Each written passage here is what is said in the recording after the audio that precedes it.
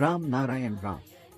ఇందు మనం మెడిటేషన్ గురించి మరింత గమనించి ఈ విషయాన్ని కొంచెం మరింత విస్తృతంగా అర్థం చేసుకునే ప్రయత్నం చేద్దాం. మన ఆరాధ్య మహాగురు జీ మనకు అందించిన రామ్ నారాయణ్ రామ్ అనే బీజమంత్రం ఇది అందరి జీవితానికి ఆధ్యాత్మికమైన శక్తిని అందించడానికి ఉపయోగపడుతున్నది. ఇది ఒకే నాణేస్ రెండు దిశలుగా చెప్పబడిన విషయం. ప్రతి మనిషి మెడిటేషన్ ద్వారా తమను తామే శక్తివంతమైన దిశలలో మార్చుకోవాలి. మెడిటేషన్ వల్ల కలిగే లాభాలు.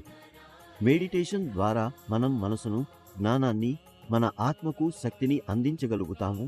ఇది మన జీవితానికి సఖాతమైన మార్గాన్ని చూపిస్తుంది. మెడిటేషన్ అంటే ఏమిటంటే ఇది సౌండ్ ఎనర్జీ. ఇది మన శరీరంలో ఉండే 50,000 కోట్లు ఆత్మలు అనే జీవికలలో శక్తిని ప్రసాదిస్తుంది. దానివల్ల మన శరీరానికి బలం కలుగుతుంది. మన ఆలోచనల సమర్థత పెరుగుతుంది. మనకు ఆరోగ్యమైన జీవితం లభిస్తుంది. ఈ శక్తి ప్రకృతి ద్వారా వస్తుంది. ధర్తి మరియు ఆకాశం ఒక క్లిష్టమైన పరీక్ష. ఈ భూమి మరియు ఆకాశం మనం ఎదుర్కొనే ఒక పెద్ద పరీక్షలా ఉంది. దీనిని పూర్తి చేసి పూర్ణ మార్కులు సాధించడమే అంత కష్టమైన పని. ఇదివరకు ఎవరూ ఈ పరీక్ష పూర్తి చేయలేదని చెప్పవచ్చు. ఈ పరీక్షలో పూర్ణ మార్కులు పొందిన వారికి ఆకాశ డిగ్రీ ఇవ్వబడుతుంది. ఈ విజయం మోక్షం మరియు ఆకాశం మీద అధికారాన్ని అందిస్తుంది. మనలో ఉన్న జ్ఞానం, వివేకం. ప్రతి మనిషి నడపబడే ఆత్మలో వివేకం, ఇంటలెక్ట్ అనే శక్తి ఉంటుంది. ఇది మనకు జీవితం ఎలా జీవించాలో సూచిస్తుంది. వివేకం వినకపోతే మోక్షం పొందలేము. మన శరీరంలో 50,000 కోట్లు ఆత్మలు ఉంటాయి. మనం రోజూ 2-3 సార్లు భోజనం చేస్తాము. కానీ ఈ ఆత్మల్ని అర్థం శక్తి పొందడం అందించడానికి ఎంతటి ఆహారాన్ని అవసరం?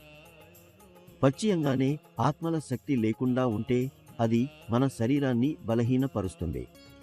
ఇందున ప్రతి మనిషి జపం, చంటింగ్, తపన్, పెనన్స్, మెడిటేషన్ ఇలా చేయాల్సిన అవసరం ఉంది. మెడిటేషన్ ఎలా చేయాలి? మీ శరీరంలోని 50,000 కోట్లు ఆత్మలు ఒక చోట కేంద్రితమై మీలో శక్తిని సృష్టించగలుగుతాయి. మెడిటేషన్ ద్వారా మీరు ఈశ్వరీయ శక్తులతో సమన్వయం చేసుకోవచ్చు. మెడిటేషన్లో కొన్ని ముఖ్యమైన భాగాలు. మీరు మెడిటేషన్ చేయడానికి సిద్ధమైనప్పుడు 1. ప్రశాంతమైన స్థలంలో కూర్చోండి.